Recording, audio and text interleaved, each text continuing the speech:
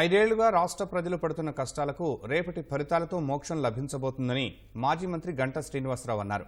విశాఖలో కనక మహాలక్ష్మి అమ్మవారిని ఆయన దర్శించుకున్నారు. ఎగ్జిట్ పోల్స్ ఫలితాలు మించి రేపు కూటమి ఘన విజయం సాధించబోతుందన్నారు. కౌంటింగ్ సమయంలో అల్లర్లు సృష్టించేలా సజ్జల రెచ్చగొట్టే వ్యాఖ్యలు చేశారని విమర్శించారు.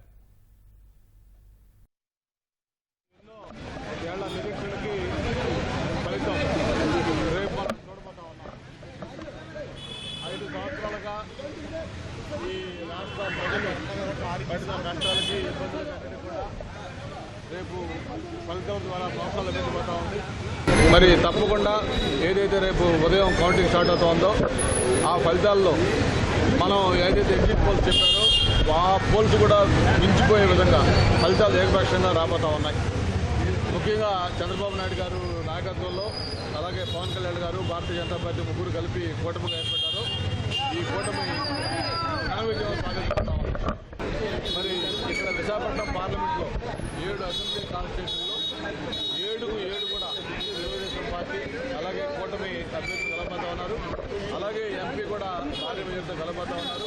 విశాఖపట్నం మొత్తం కూడా సూచే మద్దతు కూడా చేస్తా ఉన్నారు. ఇక్కడ కూటమి నేతలు అలవాటు సృష్టిస్తారా లేకపోతే వైసీపీ అలవాటు సృష్టిస్తారో మనం వేరేగా చెప్పనవసరం లేదు.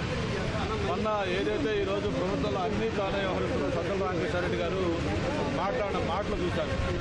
ఎవరైతే కౌంటింగ్